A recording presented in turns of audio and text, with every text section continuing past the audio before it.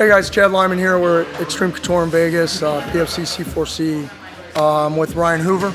We're going to do some edge weapon defense and some the basic principles that I hang my hat on, and I do stuff in a principle-based way as opposed to a technique-based way. If you follow any of us, you understand why.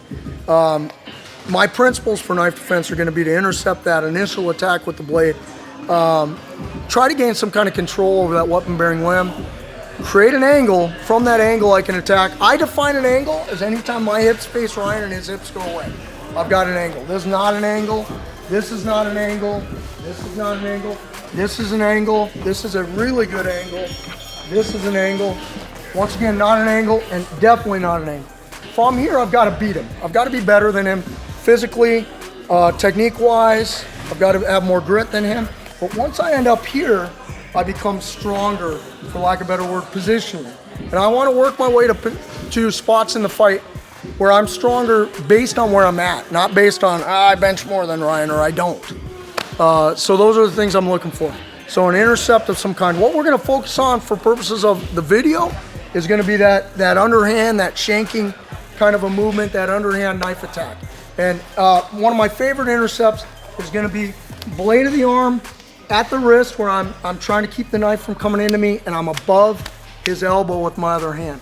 One of the reasons for this is this keeps him from sewing machine attacking me. Keeps a bad word, but it helps me.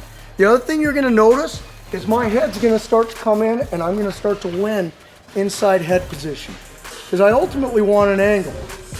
With my hand here, I'm going to drag that blade, and I'm going to end up behind it. If I can end up in an angle behind the blade, I'm winning compared to where I just was. It still sucks because he has a knife. If I have a gun here, by the way, gun's coming out, and we're going to gun right now. And we're a long ways from that other hand.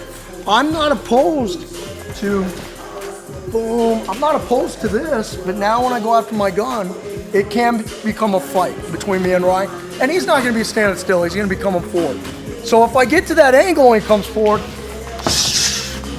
I'm already off. Gun here. Now if I don't have a gun, attacks here, I can start to stab him with his own knife. I can hit takedowns. I could push him away and run. There's a number of things I can do from that angle. So I'm looking for an intercept, some kind of control, an angle, and a transition. Not necessarily a takeaway. A takeaway is a transition. I've seen Ryan do very competent takeaways. That's a transition. Ryan, thoughts on knife edge weapon? Honestly, I don't have a lot to add. I mean, we do very similar things. We use a little bit different terminology. He's talking about angles. We talk about getting outside of the elbows, you know, to do the same thing, to create that angle. We're getting some semblance of 2-on-1. We're using the head, all of these things. So this is my entry. I've got my 2-on-1. My head is the first thing that makes contact. And then now from here, it's just like Chad was talking about. It may be multiple strikes here, inside takedown, this kind of thing. But we're doing more or less the same kind of stuff from a principle standpoint. Why is that? Because good shit's just good shit.